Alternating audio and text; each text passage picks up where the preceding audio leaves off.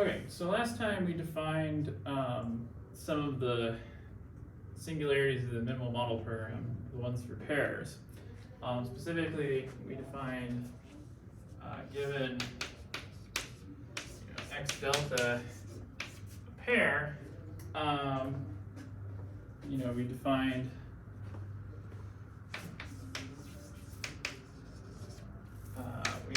that x delta is KLT. This stands for common model log terminal.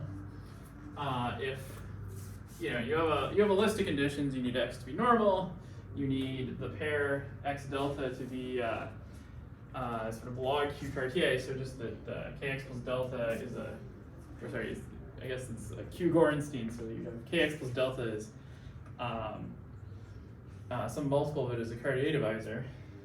But then the kind of the real condition we think of is that the log discrepancies for any resolution, these are all positive. Positive. So log canonical is when they're all greater than or equal to 0.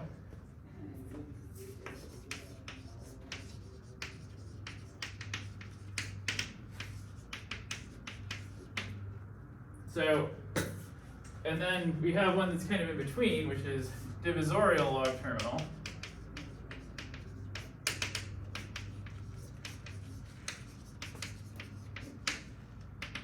This is usually referred to as DLT. And the idea here is that it's, almost KLT, but, maybe it fails and it's log canonical some places. But the reason it's log canonical is because it has the coefficients of this delta are equal to 1, and they form a normal crossing pair. So, the idea is that so the idea is, so we can say that in an open set, U delta U is SNC, and then any AI centered, or let's say any exceptional divisor, or just any divisor centered in the complement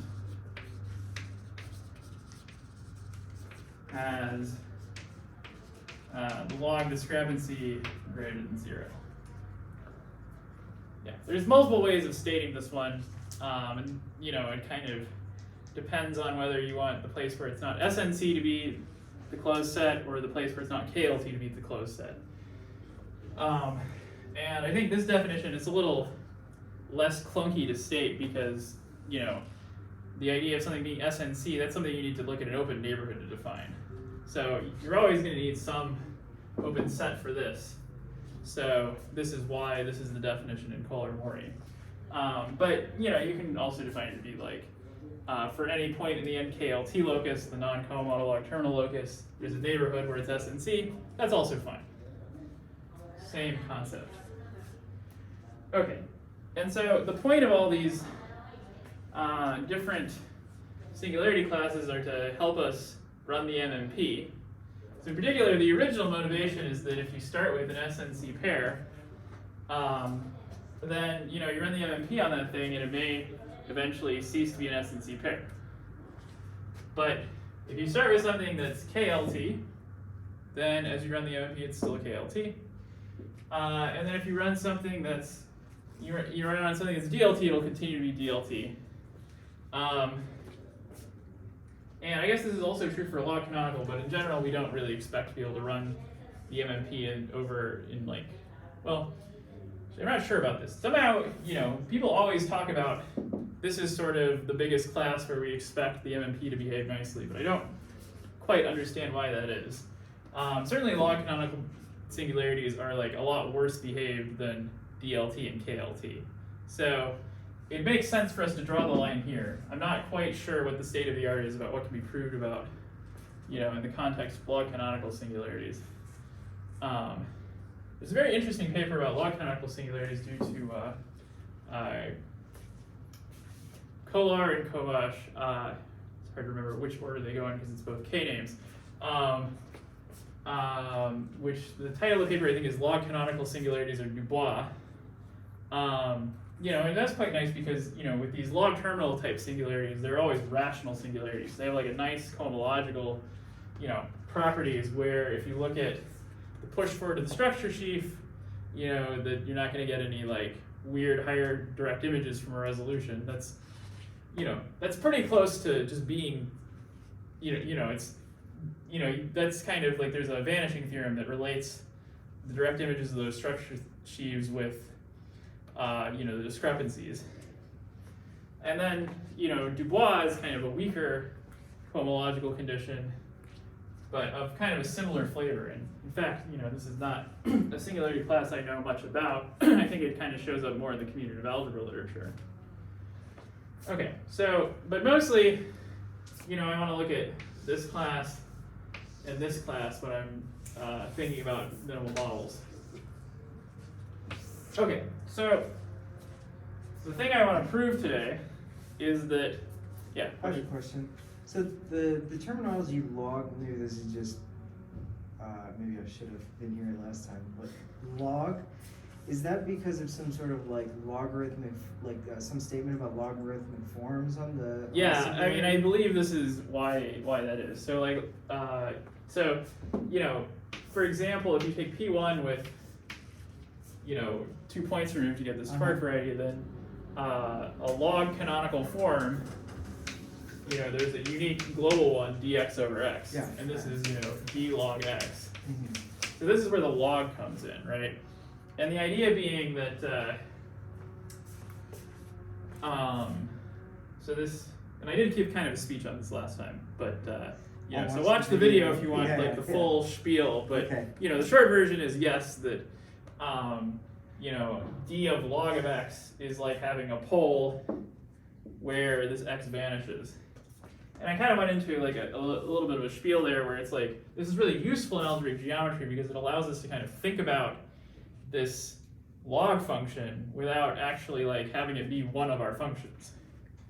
So, because that should correspond to like, kind of an infinite cyclic cover that's maybe ramified over this point. And, this has z many branches. But, in algebra land, you're not supposed to have things like that because everything we're trying to define is like finite type. And, if you don't go to finite type, then you end up like, you take the limit over all the covers, you end up getting z hat, which is not the same thing. So yeah, I mean. Okay, I think I get it. Yeah, I mean, there's kind of a lot of, this is kind of really an interesting question of like all the ways log shows up in algebraic geometry because, you have this, you have log structure, and they're all kind of related. I think it's still, I think it's just kind of like these are a lot of like slightly different research communities, and so there's few people who kind of understand all the perspectives simultaneously, and everyone has their kind of favorite one. So, because like some of my own work with this stuff about Berkowitz spaces, it's kind of like, there it's like the way to proceed is using like log structures in the sense of like Kato, which is, essentially it is kind of this business where it's just like, oh, you have a monoid corresponding to the SNC divisor, and then, and so again, it's like the log comes from the fact that your differential forms are really like d of log x. Okay, excellent question though. Okay, so the first thing I want to talk about today is that I want to demonstrate that if x to x prime is a flip, so let's say a kx plus delta flip or divisorial contraction, then if x delta is KLT, this implies x prime delta prime, which is just, maybe this is some f, I want some like f lower star of delta is KLT, and likewise for DLT.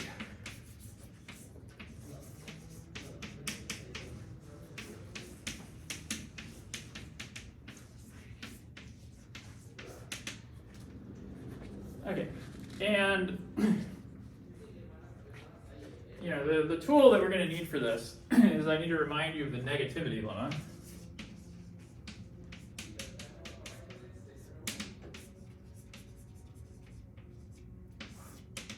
Is that if I have some map, let's call it G in this case, from Y to X, and D is G exceptional, and G ample, or even G nef, and we write D is just the sum of its irreducible components with coefficients, then all the AIs have to be less than or equal to 0. So this is something we proved a while ago. I think, this is where maybe, I don't know if I actually proved this, but I gave like a sketch of this in some color morning. And it's basically you reduce down to the surface case, and then it's like, oh, this is like the Hodge, or actually, maybe we use this to prove the Hodge-Index theorem. And the idea is basically like you can reduce down to the surface case, and then, now I remember, if you have a divisor that is exceptional, then if it were positive in nef, then it would be you'd be able to wiggle it off of the exceptional set, which is not allowed because it's supposed to be stuck there. So the idea is that if you have some G nef divisor, these AIs have to be negative. So this gives us a strategy of proof of this fact about flips and divisorial contractions. And the idea is we're just going to, we're just going to run a step of the MMP and then compare canonical divisor on both sides on some log resolution. And so let's just see how that works.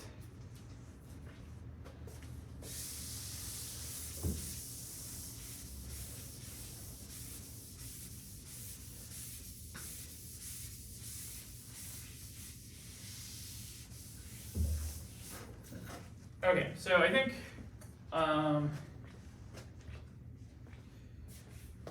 should I do this for both flips and divisorial contractions or just flips? Let's do the following. So setup. So we have x goes to z goes to x prime. So I kind of want to do this in a way that it works for both a flip and a divisorial contraction. And so the idea here is that I'm contracting some curve here. And so that makes minus, I'm writing some step to the MMP. So I'm contracting some negative curve here with respect to the log canonical divisor. So that means that for this, this I'm going to call G, and this I'm going to call G prime. And then this is, so minus kx plus delta is G ample. Okay, so if this is a flip, then kx prime plus delta prime, is going to be G ample. But if it's a divisorial contraction, then the idea is that, well, x prime should just be equal to z. But in that case, I can just say, well, this is G nef. Okay, so I think at least for KLT, I'm going to be able to get away with kind of doing them both in the same breath. And so the idea is that, so it's just trivial if x prime equals z, and it's ample if x prime over z is the flip. Okay, and then, so what we're doing here is that we're going to say, okay, well, I need, let's call this f,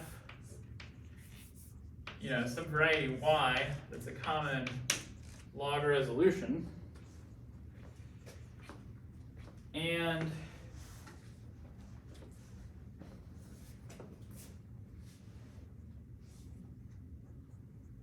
so maybe this is where I'm going to run into trouble if I try to do the flip and the divisorial contraction at the same time. Let's see.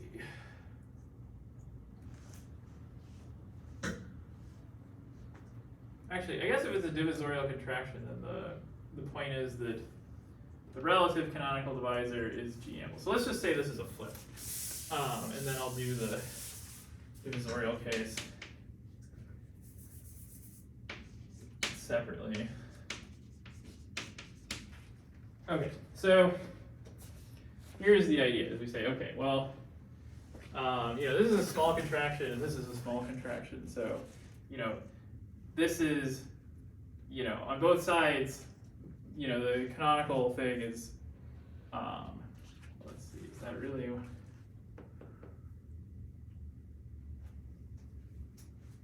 do I want actually? Okay, so,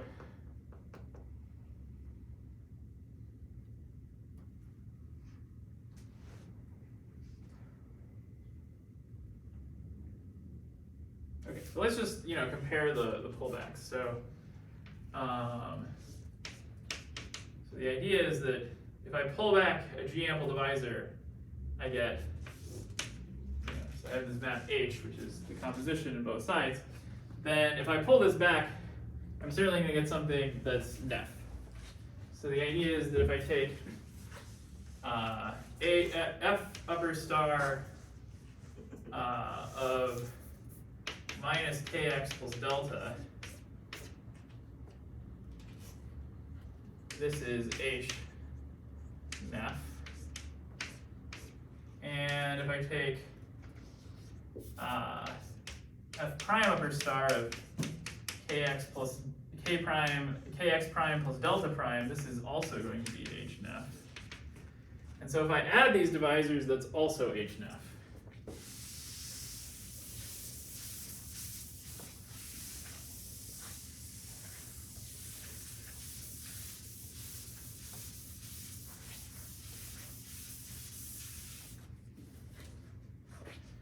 Okay, and so then if I just take the difference of, the two canonical divisors, well, that's just going to tell me that's just going to give me the discrepancies which are different.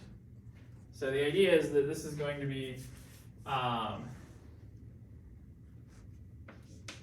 take F upper star minus kx plus delta plus F upper star kx prime plus delta prime, and then this is going to equal the difference of the log discrepancies. So, for a given exceptional divisor, I'm going to have the sum of, so what do we have here? So we have that ky plus, let's call it gamma, this is equal to f prime upper star kx prime plus delta prime plus a prime ei, sum over those. And it's also going to be equal to f upper star of kx plus delta plus aei. So if I take the difference between these two, that's the sum here. So this guy is H Neff. And when I take that difference, I get so then I get the A prime E's minus the A E's.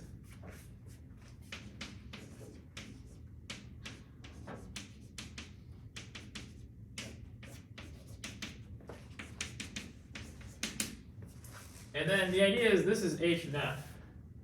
So each of its coefficients is supposed to be negative. Right? So that is saying that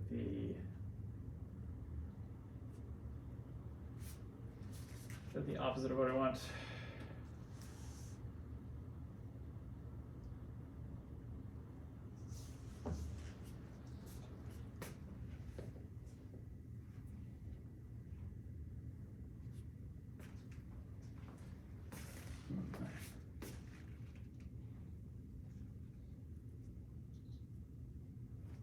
Yeah, so let's see. So I take this plus negative this should give me this. And so then this is telling me that A prime E minus AE is less than or equal to 0, which is the opposite of what I'm supposed to have. That's annoying. Because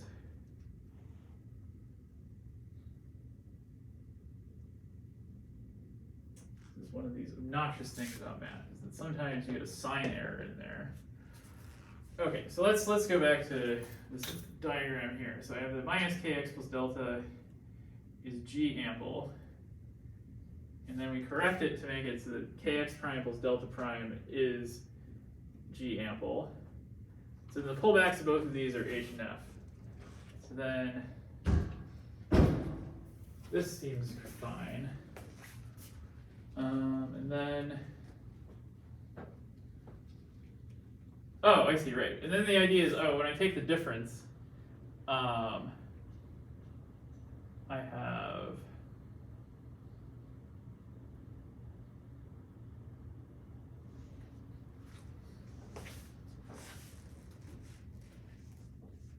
okay, so let's see. So I have this minus that.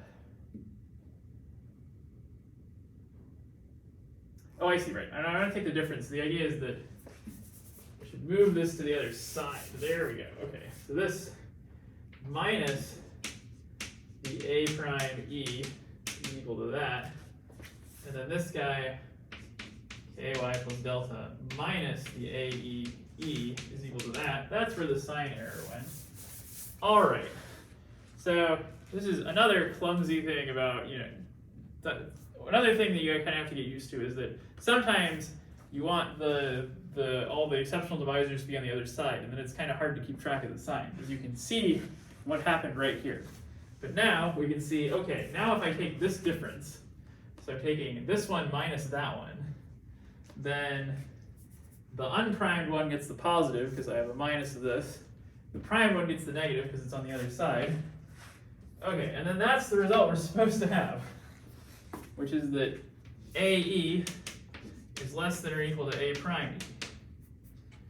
Okay, so this establishes that the discrepancies when you do a flip get better.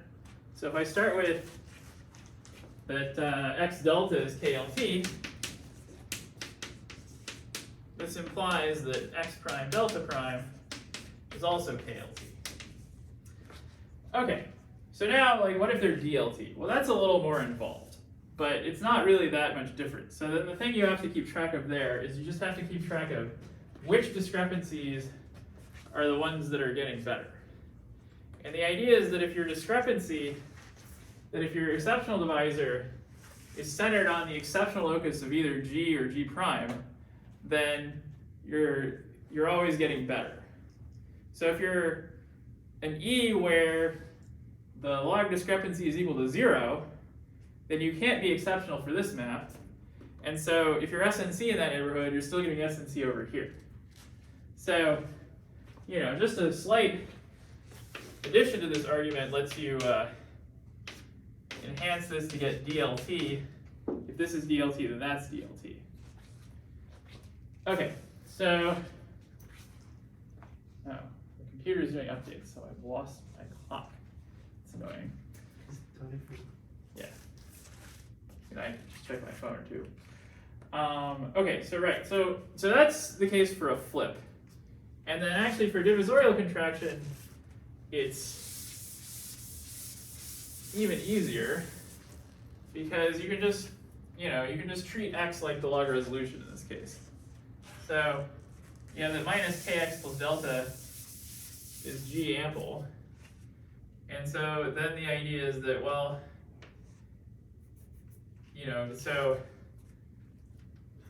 that's some ample divisor, but that's just the discrepancy for the anti-canonical divisor for Z up to some sign. So we just have to get the sign right, which is always the hard part. So what we write is we write that kx plus delta is equal to f upper star kz plus delta z plus, if it's a divisorial contraction, you can assume you just contract one divisor, but, might as well be general about it. So we have A, E, E. And then the point here is just to make sure these discrepancies aren't negative. Okay. So, well, as far as we're concerned, when talking about being relatively net or relatively ample, this divisor is just 0 for the morphism G. And so the idea is that, well, this is saying that if I move things to the other side, so if I have minus the sum A, E, E, which is G equivalent to minus KX plus delta, this is G ample. And that implies that all of the A's are going to be positive. Because the negatives of the A's have to be negative. The negativity lemma says that these A's have to be positive. So, yeah, the negativity lemma is really a really useful small theorem in birational geometry that we get a lot of mileage out of. And also, it's kind of nice because it's just a, kind of a straightforward, it's not like, it wasn't, like a trivial proof, but, it didn't really require any of the heavy vanishing theorem machinery that you normally seem to require in birational geometry. It's just a matter of like kind of some classical theory of line bundles on surfaces. Okay, so, and then, it's, by the same token, again, you can't have, when you do this divisorial contraction, then,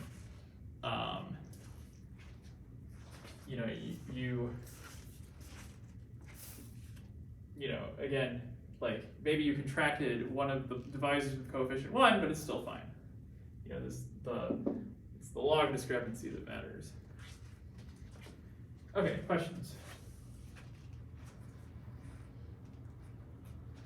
Okay, so at this point I want to introduce the form of the MMP that I have used the most myself. If you look at the big paper about finite generation of the canonical ring, DCHM, there's a lot of results in it and a lot of different things, but the result I tend to use the most, and I think is kind of, if you're running MMP in just pretty much any context, it's really the most practical thing to use, is the MMP with scaling. And so the idea here is that the standard MMP, or long MMP, I suppose, is maybe the more general. There's lots of adjectives you can throw in front of your MMP, and it works with all of them. So you can have something that's it's a log MMP or relative over a variety. That's actually super common. Or you can have something that's equivariant with respect to a group, so you can work over fields that aren't necessarily algebraically closed, et cetera, et cetera. It's a really robust kind of framework or technique. But traditionally, when you run the MMP, the idea is you have your canonical or log canonical divisor, and then you hunt for a curve that's negative, that's kind of on this extreme part of the cone of curves. You can track that, and then you proceed. And the issue that you have, so the biggest issue that you have with this is termination of flips. So, there's a whole bunch of issues that you have to deal with. So first off is to say, okay, does the contraption exist? So this is proving some divisors semi-ample. That's hard, but it comes down to, all these things come down to, some statements in lower dimension plus, using a vanishing theorem. The idea is you get the statement in the lower dimension, you do some tricks, you use the vanishing theorem to lift it up. It's a quite, it's a quite intricate argument. I think, Logitech and Cordy, they gave kind of a different perspective on it, but I think this argument, there's a limit to how much you can simplify it because, algebraic geometry, these things are pretty complex. So, so that's one thing. That's kind of the first hurdle is that you have to say, okay, I'm trying to make this contraction. Does the contraction exist? And then the next hurdle is, okay, does the flip exist if the contraction is small? And again, this is, similar techniques to prove that. But the next thing you need to know is, does this process terminate? So if you have only divisorial contractions, it's no problem because you have a numerical invariant that's decreasing and is discrete, namely the Picard rank. So that's always going down and has to stop eventually. But with the flips, you don't know that they terminate. And last I checked, this was something that I think, I can't remember, it might have. So I definitely, I think I did discuss this with John Lasouche, but I don't remember who gave him the problem. The question was just like, we don't know if flips terminate. We don't even know if there's like a flip from a variety x to a variety x prime that are like secretly isomorphic, which is kind of surprising. So maybe I'm misremembering that. But so given what we just proved, you might be like, well, why can't we just keep track of the discrepancies and just see the discrepancies are getting better? But the discrepancies, those are valued in rational numbers. So you can't guarantee that even though the you've improved some discrepancies, you may not be able to say, oh, well, I've actually changed the set of discrepancies. So there is this, so this was the motivation for one of the big conjectures, which I suppose must still be open, which is, this is one of these like ascending chain condition conjectures where you want to prove the ACC for, some set of discrepancies that shows up, and you want to say, well, if we run the MMP, then these discrepancies, they're always going to satisfy the ascending chain condition, so everything's going to eventually stop. Unfortunately, that program, never has seemed to quite been, it's never quite been something that people have been able to produce. So they haven't been able to show that you can't have some kind of infinite chain of flips. So what we do instead is the MMP with scaling.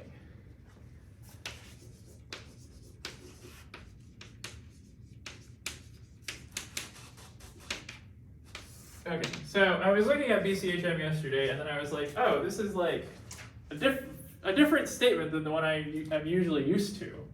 But I'll present the one I'm used to because I think I got this from watching one of McKernan's talks. And the central idea is that your ingredients are, so you have X delta, which is,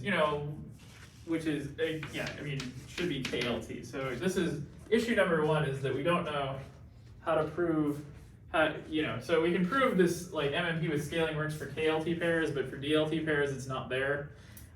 So normally what you do when you're confronted with a DLT pair is you try to shift it around so that it looks like a KLT pair, even though you're really interested in the original DLT pair.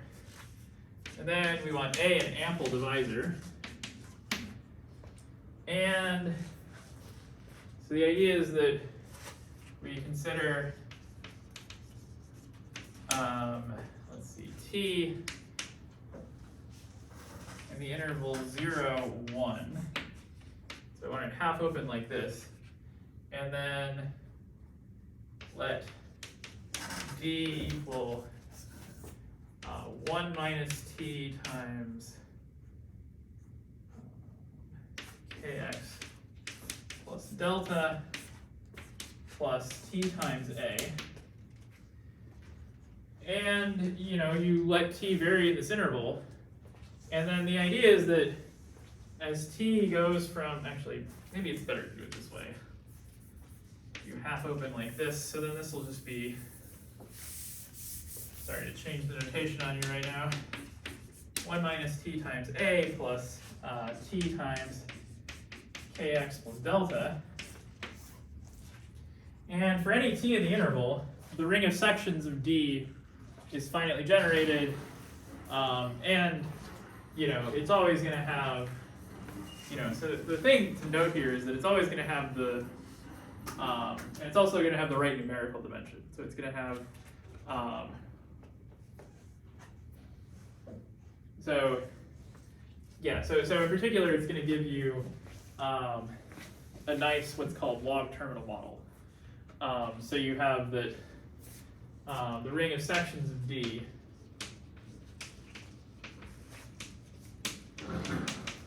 is finitely generated, and you know, in the case where D is not big, you get you know, something birational to X mapping over Z, and here Z has, you know, kind of the right dimension, whatever that means.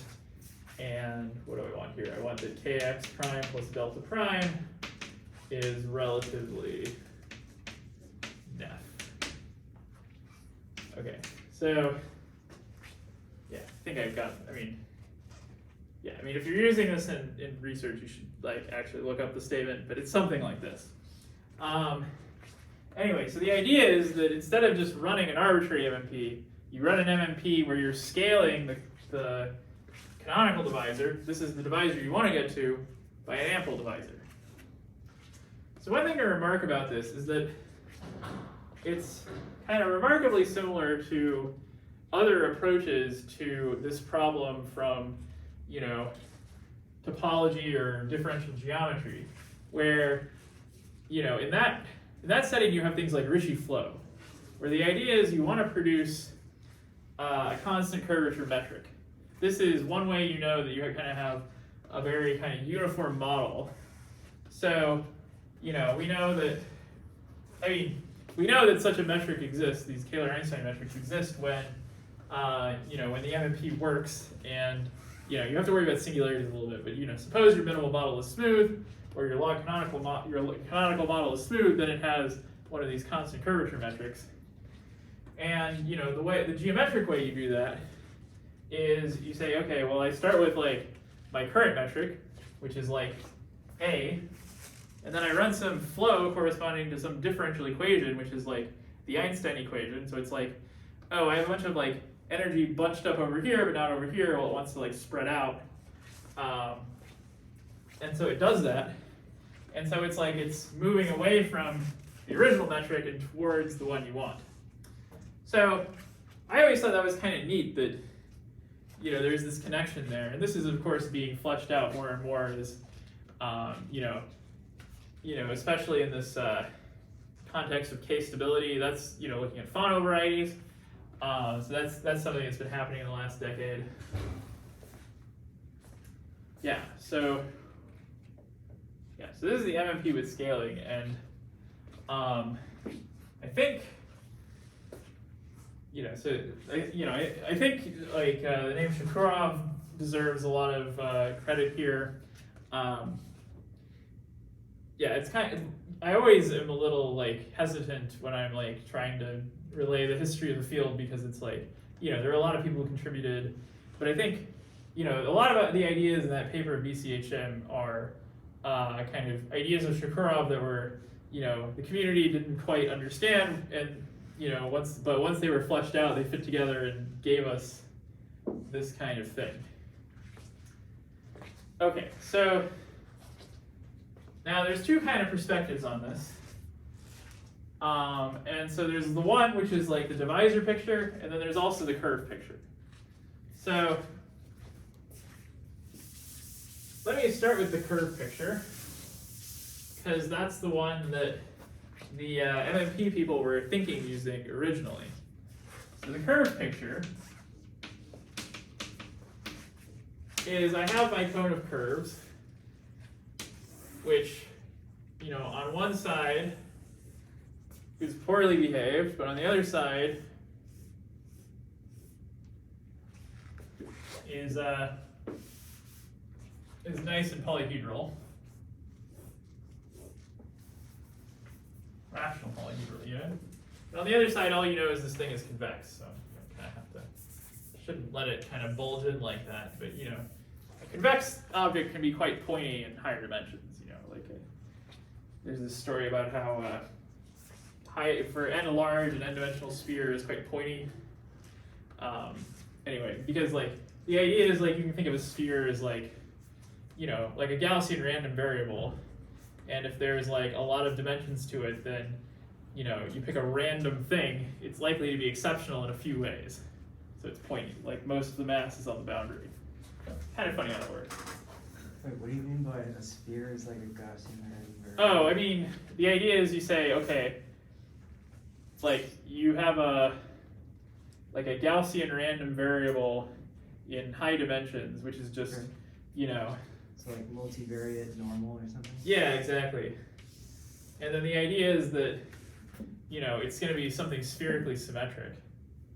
And so then you're saying, okay, if I pick something, yeah, maybe this Gaussian thing is wrong, but the idea is like if you pick something just like uniformly in the sphere, then in higher dimensions it's more likely to be near the boundary. In lower dimensions it's likely to be like in the middle. So it's like a sphere is pointy as like right, because the goes more up. space you're filling up, the more boundary space you have. Yeah, or you can center also just space. kind of look at the exponents or whatever. There's a lot of perspectives on this. Bit of an aside. Okay, so the idea is in the cone of curves picture, here you have kx equals delta, and then this is the positive side, this is the negative side. And then, what you run MMP is you just kind of pick one of these guys and then you go to town. But in the MMP with scaling picture, you're not supposed to do that.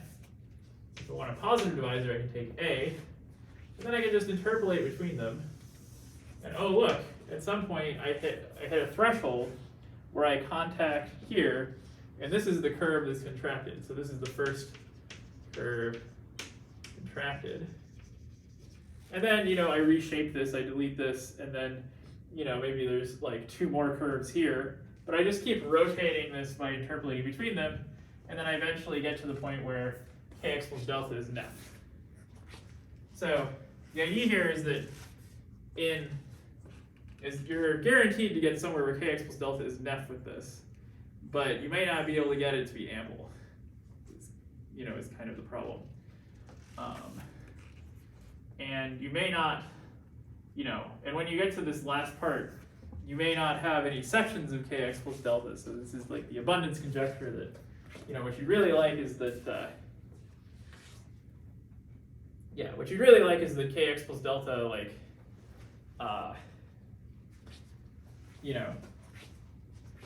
that it gives you a fibration over some variety of like canonically polarized varieties, but that we can't quite do yet.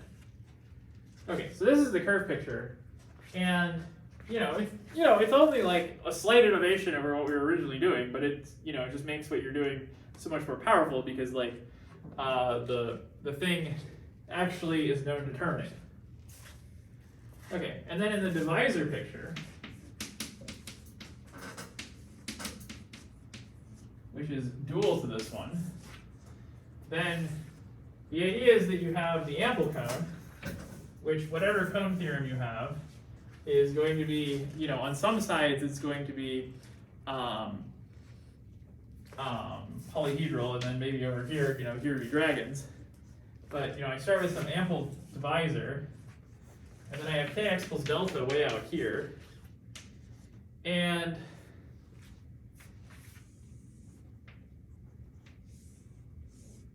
then there's going to be like some chambers I cross through. But the rule is I'm just, I'm not hopping into other chambers over here. I'm just, following my nose until I end up in a chamber where I have kx plus delta. Now, from this perspective, we can see that there's actually like several cases. So one case is just that kx plus delta is big, and this is when everything works great. Because if kx plus delta is big, then I can alter things a little bit by, I can just, change delta a bit by like, adding something out here. And then now my new kx plus delta is a little bit this way. And so I can get to my old kx plus delta by choosing a t in the middle. So then I can actually get myself a canonical model. Something where kx plus my original delta was ample. So if kx plus delta is big, then that's just kind of like the best scenario. And here, like all of the stuff we want to be true about the MMP actually works. Like abundance holds when kx plus delta is big.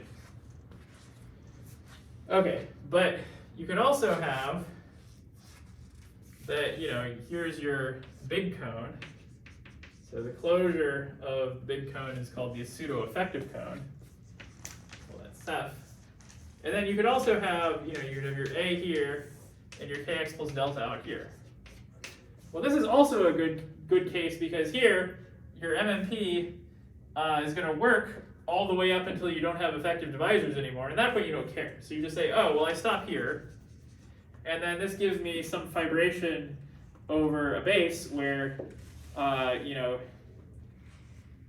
going to happen is that over the base, because kx plus delta is out here and A is over here, I'm going to have, x to z where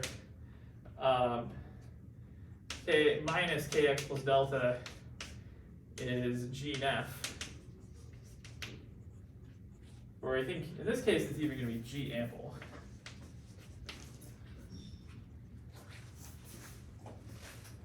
Okay, and then the last case is when you're right on the boundary.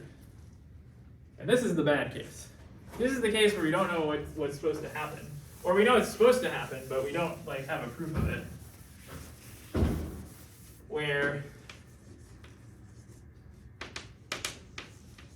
Or I guess maybe bad is wrong, but unknown case is where I have my pseudo-effective cone, and then I have my kx plus delta is right here.